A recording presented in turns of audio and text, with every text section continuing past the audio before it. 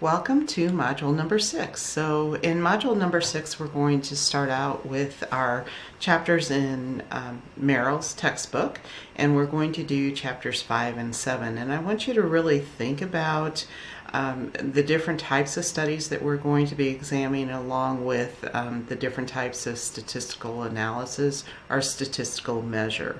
So in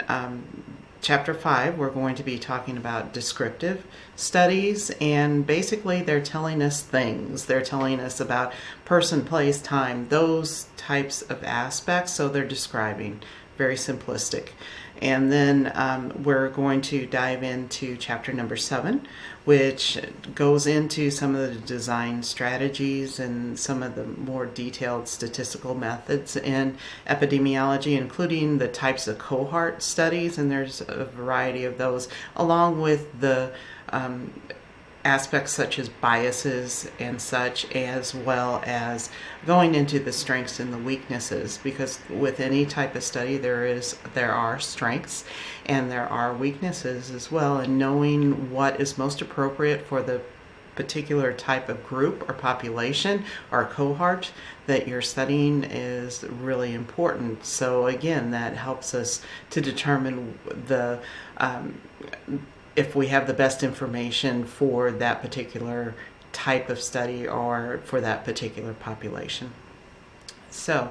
with that being said, we're going to look at some more of those resources, and we're going to dive a little bit deeper into the county health rankings and go into, we've talked about this as far as the community guide and providing evidence-based practices, and it's really important because they have those strong evidence-based practices within the community. So there's a link here that you can take a look at those things, and the other possibility is Healthy People 2020 also has some evidence-based practices in correlation with that website as well. And again, we want to, as we're doing our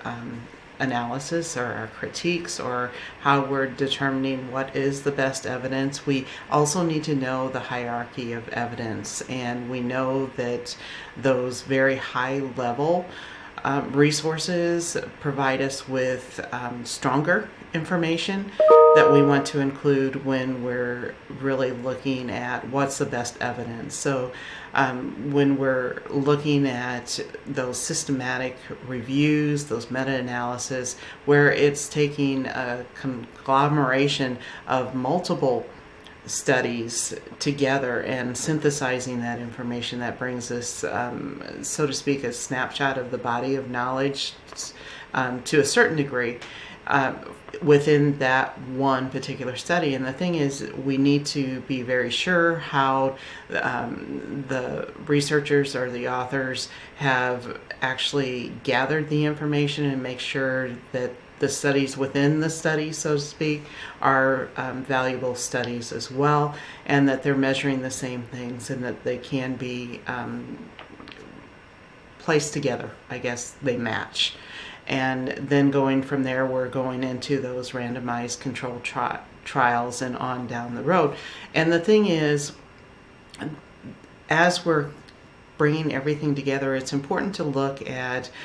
combinations, and if the different combinations of studies may say the same thing, and that makes the evidence a little stronger, or if there's one study that's an outlier, is that something that we need to question as well, in concerns with maybe some previous research that has been done. So there's all kinds of things to consider as you're looking at the evidence and the strength of the evidence. So just kind of keep those types of things in mind as well. So if you have any questions or concerns, please let me know, and I look forward to sharing the module with you.